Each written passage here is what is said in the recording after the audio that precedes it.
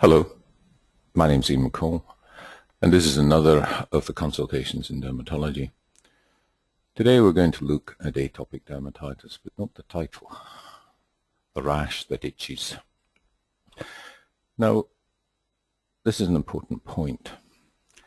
This is a rash that we see that's a consequence of the fact that there's itch in the skin. It's a consequence of what we do to the skin when we rub and scratch it. So a lot of what you're seeing in the skin is because of scratching, and that's because of the itching. So why does the skin of atopics itch so much? Our understanding of it is that this is an inherited disorder of barrier function. There's a little barrier, a layer on the outside of the skin called the stratum corneum that's deficient in people with atopic eczema. And this allows various allergens and irritants to penetrate into the epidermis. And I'll show you pictures of this in a minute. And what happens then is a series of both irritant and immune reactions occur that give rise to inflammation in the epidermis. And this inflammation causes irritation of what are called unmyelinated nerve endings, free nerve endings that are in the epidermis itself. And when these nerves get irritated, you don't feel pain, you feel itch. And one of the big responses we have as human beings to itch is that we start scratching. And that's a primeval response. It's basically to remove insects or other things that in the past may have latched onto our skin and started irritating our skin. But children and adults with atopic eczema, they scratch their skin, they don't even realize sometimes they're doing it. So as I've said, many of the skin lesions you're going to see in these following images are the result of scratching this itchy skin. And so the whole aim of treatment is to prevent these allergens and irritants from penetrating into the skin and hence reduce the inflammation and hence reduce the itch. Let's switch to the slide view here. The next thing I was going to talk about was treatment, but I'm going to do that mainly at the end. But you can see there's a whole list of treatments here. And the treatments themselves basically look at that model of atopic dermatitis. It looks at ways of stopping allergens getting into the skin. It looks at ways of trying to improve the barrier function of the skin. It looks at ways of dealing with infection. And then it looks at all the other factors that can play a part in this condition. Because this is a multifactorial condition. A whole lot of things can cause inflammation in the surface of the skin.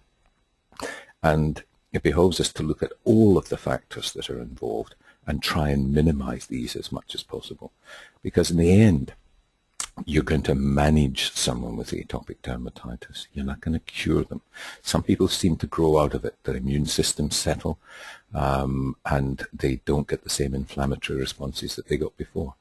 For some people, the drying and irritancy is much more important than the allergic factors. And for others, it's the opposite. The allergic factors are the most important. Let me try and show you what I mean. This is the stratum corneum, this little layer that you're seeing here, this little basket weave layer on the top. This is the epidermis here. These are the keratinocyte cells. But this is the little barrier layer. And it seems so thin, but that little barrier layer makes up 90% of the normal protecting layer of the skin. If that goes, then you've only got 10% of your normal protective layers left. And so that little barrier layer is so important. And in atopic dermatitis, the barrier layer is defective. In other words, people have a genetic defect and they don't form the normal keratin and the molecules that make up this barrier layer. Part of this is keratin. And in between the interstices of the keratin here are fat molecules. And the important molecules are ones called ceramides. There are a lot of other fat molecules. But the ceramides are the ones that appear to be deficient in people with atopic dermatitis. And if you don't have this normal fatty keratin layer on the top of your skin, then your skin becomes dry, it becomes irritable, it can break easily, and irritants and allergens can penetrate. And this is the fundamental defect in someone with atopic dermatitis. And this is what's inherited from one person in the family to their children. It's this defect in this simple barrier layer, and everything else follows from that. When allergens and irritants penetrate into the stratum, into the keratinocyte layer here, then, as I say, inflammation takes place. The allergens meet scavenger cells called Langerhans cells. These scavenger cells take up the allergen or take up the protein and take it away to the local lymph nodes. And in the local lymph nodes, cells called T cells are formed. And these T cells come back along the bloodstream and lymphatics again along the bloodstream again, back into the skin.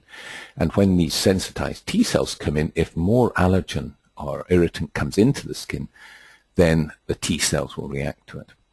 T cells form mainly react in allergic reactions. And these T cells, when they react with the protein that penetrates into the epidermis, they form things called cytokines. These are inflammatory mediators. And what these mediators do is they drag in other cells to accentuate the response. They dilate the local blood vessels, and that's what gives rise to the redness that you'll see. And they also produce substances that will irritate the ends of these myelinated nerve cells. Now, you can't see them here. You have to use special stains to show these unmyelinated nerve fibers in the epidermis. But when all this inflammatory process is occurring here, these nerve cells get irritated and the skin itches, and then you scratch. In this area here, there's fluid between, these are the keratinocytes, the cells that make up the epidermis, and there's fluid in between these. And if this is part of the inflammatory process, and if this fluid accumulates, it can break out onto the surface of the skin here. And that's the oozing that you see in atopic dermatitis. It's part of this inflammatory reaction that's occurring. If we look at the next picture, it's probably shows it a bit more. In between here, these are the cells, and this is the fluid. And if this accumulates, it'll break onto the surface, and it'll form exudates and crusts on the surface. This process is called spongiosis. And in acute eczema, there's a lot of fluid and it weeps. In subacute eczema, there's not as much, and it just looks a bit swollen, a bit edematous. And you'll see this in the clinical images. Let's flick into them. Atopic dermatitis classically has these locations behind the knees and in front of the elbows. These are the classic areas where this rash will come up. The skin, when it's rubbed, thickens, and what you're seeing is a bit of thickening there. You're seeing a bit of splitting in the skin here, as well with rubbing and scratching. Atopic dermatitis, there's a combination of things. People can have this type of eczema. They also can have asthma and hay fever. But often the asthma and hay fever is further down the track. And what people think happens is because of this defective barrier layer in the surface of the skin, allergens can penetrate there that people become sensitized to. And then if the same allergen later is breathed in, such as dust mite or the like, then a florid inflammatory reaction occurs in the lungs this time, and they get their asthma. Or it occurs in the nose, and they get their hay fever. So treating the skin early is important to prevent this march of atopic dermatitis. By that they mean the march of eczema to asthma to hay fever. Get the eczema dealt with early, get it dealt with well, and they won't get the asthma or hay fever, or they'll be much less likely to get it. The other substance that's produced by atopics is IgE. This is an allergic protein. It's an immunoglobulin. And these T cells that we talked about earlier, the lymphocytes in the skin as part of the inflammatory reaction, in atopics, the immune system goes the way of producing excess IgE. They get a Th2 response, a helper T cell 2 type response. And it's an abnormal response. Most people don't get that type of reaction. They get a Th1 response. And they don't make lots of this IgE, because this IgE, when it's on the surface of cells called mast cells, leads to the release of histamine, which contributes to the itch and the irritation you get in this condition as well. But the IgE will also bind to other cells and exaggerates the immune reaction that's occurring in the skin. It's a complicated area, and I'm trying to simplify it as much as possible. Let's look at some more images. There's the picture of eczema in the front of the elbows here. Here you can see where the skin's been excoriated. Here's the picture on the back of the hands. Again, the rubbing, the scratching is because of the itch. This is why these lesions form, because of the scratching that's happening with that fluid in the epidermis and the irritation of these unmyelinated nerve endings in the epidermis. All of this is a result of scratching. In a baby, for instance, if you have a nappy on that baby and that area is kept occluded and the child can't get at it, they don't get the rash there, but they get it elsewhere where they can get at their skin. When you've got this defective barrier function that we spoke about earlier as well, the skin can lose water vapor from the surface to the surrounding air. And that's why the skin dries out in atopics. And if it dries out enough, it will crack. And often in the winter months in southern states in Australia, when you turn on the heating, you dry out the air. You therefore lose more water vapor from your skin to the surrounding air. And you start to itch more because dry skin itches. And the atopics all start to scratch more. More pictures of this. Here's a child where the picture's a little bit different. It almost seems as if there's sort of small punctate perifollicular type lesions here. And in children, this is often the picture that you'll see early in little babies on the tummy. There may be some bits where the fluid breaks through and you get little oozing areas, but often it's like this. Because the other thing that takes place with atopics is that if it gets very, very humid and they don't, the sweat can't get out of their skin quickly enough, then if sweat ruptures, if the sweat glands rupture within that epidermis, the sweat's able to irritate the skin and it adds to this whole inflammatory reaction. And a lot of atopics in my part of the world, if it's really humid outside and they're not sweating properly, they'll start to rub and scratch as well. And it's the same if they get wrapped up too much in bed at night with big doonas and they sweat excessively there. It exacerbates the itching. Again, just some more pictures. You can see the low-grade eczema that's in the background, the redness, the slight little excoriations where the fluid's coming out the skin. We'll just go through these quickly. A little bit more thickening of the skin here. Same sort of picture, that underlying redness and inflammation. You can imagine all these inflammatory mediators acting here. The abnormal barrier, the little bit of leakage on the surface here, the rubbing. Whenever you rub the skin, it starts to thicken the skin as well. Again, same sort of picture here. I just want to get your eye in for these images. Here, you can almost see the cracking that's occurring in the skin where the skin's dried out. See how these little cracks are appearing? And this is why atopics, because they have this defective barrier, you've got to moisturize the skin. They're not producing normal moisturizers there. They're not producing normal ceramides. Their barriers are defective. So to stop the allergens getting in and the irritants getting in, you've got to moisturize to make that skin intact, to try and improve that barrier. Again, the back of the hands where it's irritating.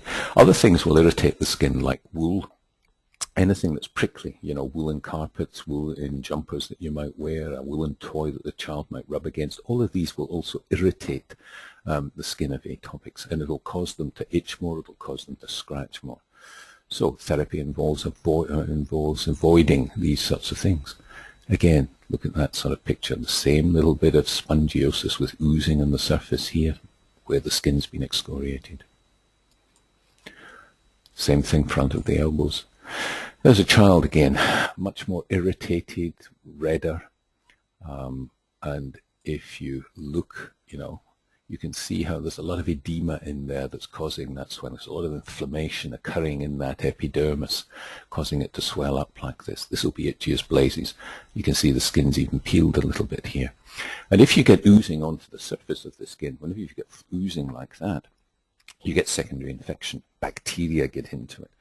And bacteria themselves produce substances that augment the inflammation and keep the whole thing going. So another important thing in treating atopic eczema is to get rid of that infection, get rid of something else that's going to reduce the inflammation, that's going to reduce the irritation of these nerve endings and therefore reduce the itch and the tendency to rub and scratch. So our treatments are related to all of these things. As a child who's almost erythrodermic, imagine the amount of inflammation that's occurring in that child's skin all over. And if you look at that child's face, look at the edema that's in that face, look at the swelling around these eyelids, look at the oozing that's occurring there, the crusting, the secondary staph infection in that. All of it's adding to the inflammatory reactions in this kid's skin. All of it's adding to the itch. that this poor kid's getting. So you've got to deal with all of those components. Some skins react a little bit more differently. Some people, when they rub and scratch their skin, they get more papules like these, prurigo-like papules. But again, there's oozing, there's secondary crusting and infection there. Just some more pictures to show you the same picture. See how they tend to be, these are called prurigo nodules, and some atopics will respond like that when they rub and scratch their skin, and the skin erodes like this as well. More pictures of the same thing. Here you've got the crusting, here you've got some secondary infection. You can see the oozing that's occurring there. So you've got to treat the dermatitis, you've got to treat the infection. Same thing with the crusting. In this particular patient, there isn't a lot of crusting or the like. There's a lot of dryness though. Look at that skin if you go up close to it and just look at thickened. See how the skin markings are accentuated there? This is dry skin. This is skin that's been rubbed over a long period of time. There's obviously some inflammation there. There's been a bit of excoriation, but the skin needs lots and lots of moisturizers to improve it. There is some inflammation there, but it's not as marked as it could be. For instance, in this case, here, there's a lot of inflammation, little bits of oozing here, but this will be very itchy. And this is an erythrodermic type of atopic dermatitis. Another one where they've scratched, tremendously, and you get all these little erosions occurring here, and some little nodules. If you scratch skin enough, it thickens, it lichenifies. And this is the picture at the back of this man's neck here, where he's been rubbing and scratching. And basically the skin's responded by thickening up and forming these thickened lichenified areas. That's called lichen simplex chronicus. It's all just a manifestation. Here's a much milder manifestation of atopic dermatitis. This is called pityriasis alba, where there's a very fine scaling reaction here. And it's seen in people with darker colored skins. It interferes with the normal pigmentation process, the eczematous process does, and they get these white areas. And that's called pityriasis alba, often occurs in the face. Atopic eczema may clear at puberty when you are producing, your hormones switch in, your grease glands come on, your skin is more moist, it's more protected, the barrier function's improved. And so a lot of atopics improve around puberty and beyond that time. And then as the stresses of life come into play, and the work environment and the like comes into play when they're 18 or 19, their eczema may flare. Or it may flare when they have a child and they're having to do a lot of wet work. And suddenly the barrier function, the defective barrier function comes out. Because if you're exposed to a lot of soap and detergents, it takes what oils you have on the surface of your skin out of them. And then your skin dries out and it starts to crack like this. And this is an irritant dermatitis that's seen in someone who had atopic dermatitis when they were younger. But sometimes the later onset is of a hand dermatitis like this, where again you've got that redness, that acute swelling, and the oozing, the crusting. And this is a later manifestation. And atopics are also, because their barrier function is defective, it means that other things that they're exposed to can enter the skin, maybe rubber compounds or the allergens in cement or other things like that they're handling, and they suddenly become acutely allergic to those things, and they get this severe response. The other condition you'll sometimes see later on with atopics is Pomphylix eczema. And this, again, is fluid trapped under the skin. That spongiosis we talked about, that inflammation that's occurring in the epidermis. If your overlying stratum corneum is thick, as it is in the palms of the hands and the soles of the feet, the fluid can't break out to the surface, and it accumulates as these little bubbles.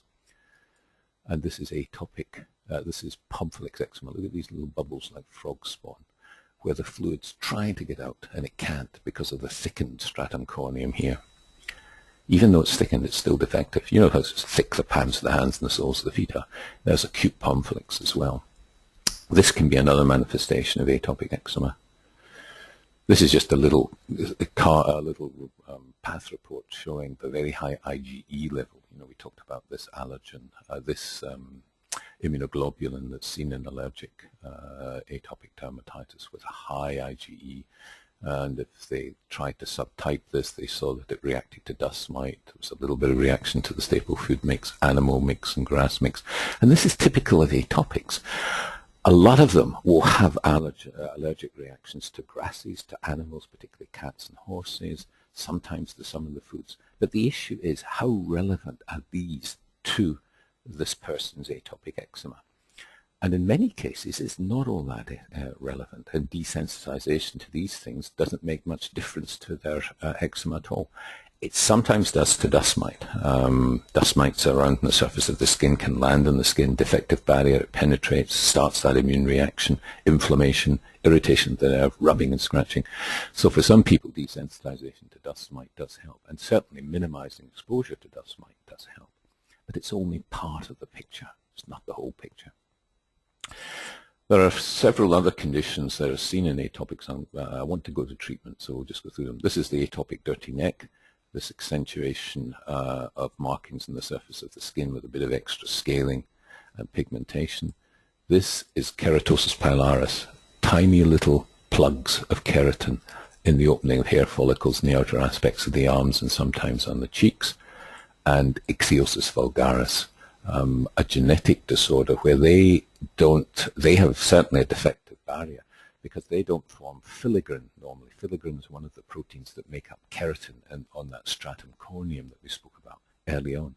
And so they don't have normal keratins. They may have some ceramide molecules, but they don't have the normal keratins there, and they get this sort of picture. So let's get eventually to the treatment of atopic dermatitis. Now that you've got an idea of the causes and how so many factors come into play, let's look at them. How do we help them? Well, first of all, because of that defective barrier, you've got to moisturize and protect the skin. And there are a whole variety of moisturizers you can get.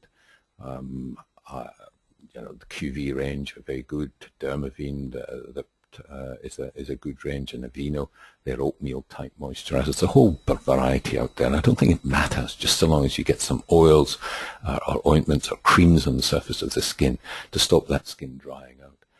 People are trying to produce moisturizers now that have these ceramide molecules in them, hoping that that will help to improve the barrier. If that's this type of molecule that's missing, if you can use that, it will really improve the barrier. But moisturizing is important, and you often have to put the moisturizer on 4 or 5 times a day in some atopics to try and keep that skin moist. And you've got to protect it. I've said protect it from wool, protect it from irritants such as sandpits, protect them from bubble baths and the like, protect them from chlorine in swimming pools. The kids still have to learn to swim, but when they come out, you wash the chlorine up straight away and you get the moisturizer into them straight away. You protect the skin also with clothing, cotton next to the skin, no wool that's going to irritate. There's a type of clothing called Dermasilk that I think is produced for some kids with atopic eczema, and it just basically protects them. It stops them getting access to scratch as much, and it doesn't irritate the skin when it's in contact with the skin. So cotton clothing is important as well. Lets the skin breathe too, they don't sweat as much. Secondary infection, I've said whenever you get oozing onto the surface of the skin, you're going to get secondary staphylococcal infection.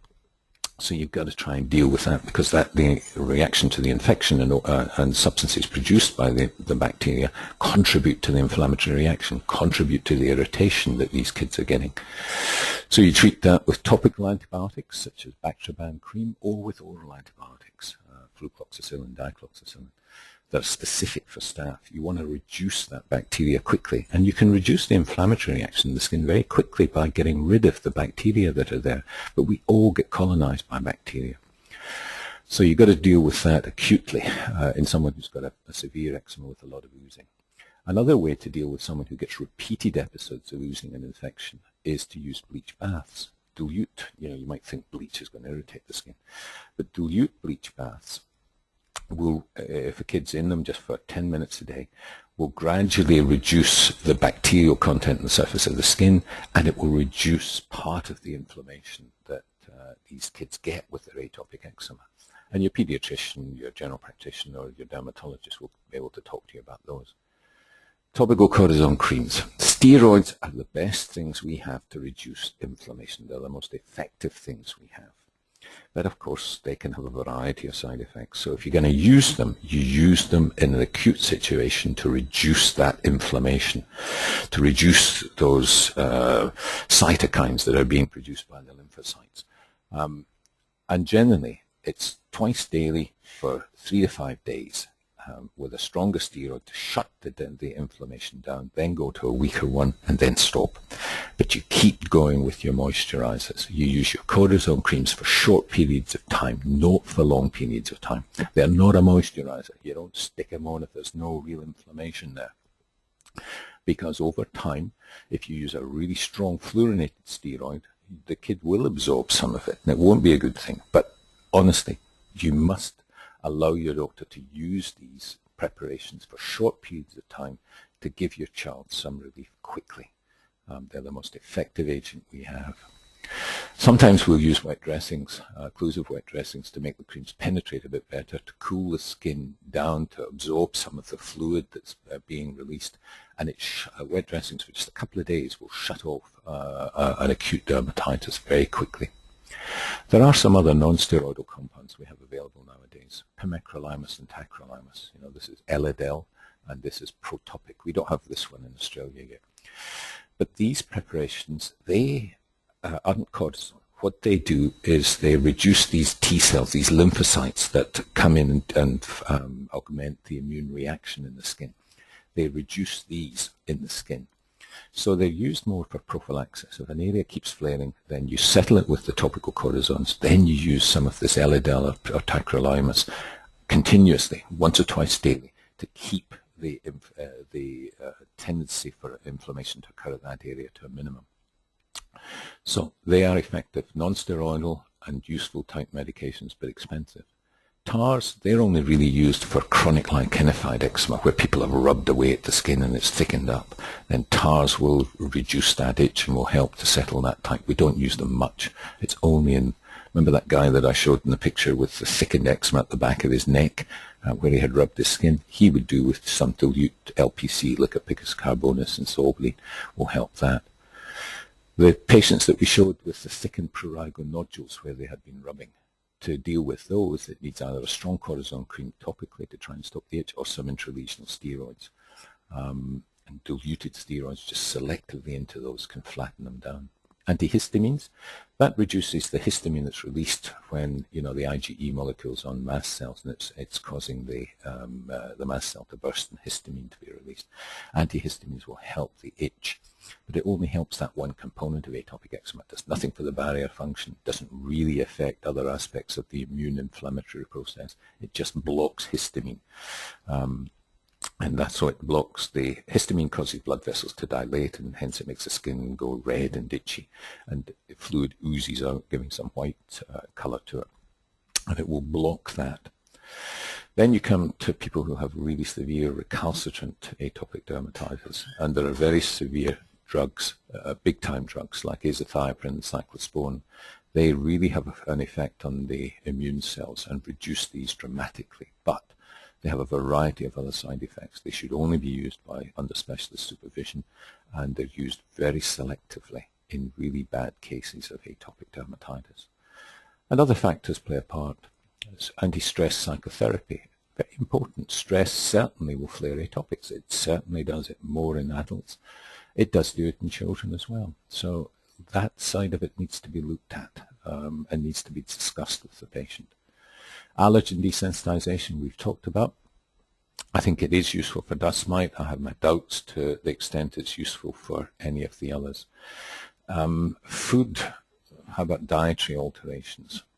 Well, again, I don't think you should embark in these without an opinion from a specialist allergist who has weighed up the situation and assessed that foods are playing a significant part. In about 10% of atopics, especially those under the age of 3, foods can be significant, but usually the child will eat the offending food, and within half an hour they will red all over and irritate, almost with a histamine response in the skin. And then they rub and scratch, and then their eczema gets worse. And so generally an allergist can test to see if there is IgE that relates to foods, and if it's likely to be of relevance. And then if dietary modifications are going to be done, it should be done under the supervision of a dietitian as well. But, disasters have been wrought by patients nondescriptly taking all sorts of good foods out of someone's diet because they think that the child's allergic to it, and the child basically starves to death, and that's happened. So take care with this. Don't do it unless you're getting good advice that tells you that it is important, and that's been tested and shown to be important. Or if every time you give your child some dairy and the child flares within half an hour, okay, withdraw it, make sure the thing's settled, wait a wee while, introduce it again, see if they flare again. Things happen randomly, so you have to have a couple of challenges to see that it is in fact relevant. But take care with this and only do it under supervision. Ultraviolet light therapy is another treatment we have for atopic eczema. One thing that UV light does is it reduces these T cells, these lymphocytes in the surface of the skin, and hence it reduces part of that inflammatory reaction that occurs in atopic dermatitis. So all we're doing there, we're not improving the barrier function, all we're doing is reducing the cells that are getting in there. It's another way of stopping these lymphocytes playing a part in this immune reaction. It's like pimecrolimus and tacrolimus, it's reducing these T cells. So UV light therapy can be useful for some atopics as a means of controlling their dermatitis. And of course you can get that from sunlight, or you can get it at your dermatologist's rooms where they have light cabinets with specialized, very selective wavelengths that are less likely to cause problems with skin cancer in the future than just getting exposure to sunlight. So I'm sure there's other things that I should have spoken about that I haven't, but what I've tried to do today is to give you an overview of what's happening in atopic dermatitis, trying to emphasize the importance of all of these factors that are there. The skin barrier function, the importance of avoiding allergens and irritants penetrating, the importance of reducing inflammation in the skin itself, and various ways that we have of doing that with allergen desensitization, with the use of cortisone creams, use of wet dressings, and trying to get across to you that this is multifactorial. You've got to look at a whole lot of factors when you're dealing with this condition. The infective component, you've got to get that dealt with as well. You've got to have a lot of sympathy for families where this is a problem. A child who has atopic dermatitis takes a lot of looking after. There's a lot of time spent in applying creams. There's a lot of time spent in distraction therapy. You've got to try your best to keep them from environments that are going to make them flare. But you don't try and keep everything clean. You don't try and cocoon them up. If you do that too early, what happens is they don't get the normal immune response. They get this abnormal one where they form these cytokines that tend to cause excess IgE and tend to cause this inflammatory process to arise. So it's important. The whole issue of should a mother not take dairy or eat eggs or anything like that if the kid's got a tendency to atopic dermatitis? How late do you introduce some of these foods to a kid that's got atopic dermatitis? There's a whole lot of issues that aren't really established yet. And it's important to go and talk to a professional about this, someone who deals with it all the time, either an experienced GP, a dermatologist, an allergist, or a pediatrician who is able to evaluate all the aspects of your child's condition and try and give you the best advice on how to manage this condition. You'll need a lot of support. You'll get it from these people. If you don't seem to be getting it, go and get a recommendation to see someone who does know about this condition. You'll read a lot of nonsense about it. You read a lot of common sense from other alternative practitioners as well. But there is no one answer to this. Get good advice, look at all of these things that I've spoken about today, minimize the environmental exposure to irritants and allergens once they've got it, and try and give your child an opportunity to have some days that are free from this intolerable itch sensation that they have in their skin that ultimately leads to all the skin signs that we see in atopic dermatitis. Thank you very much.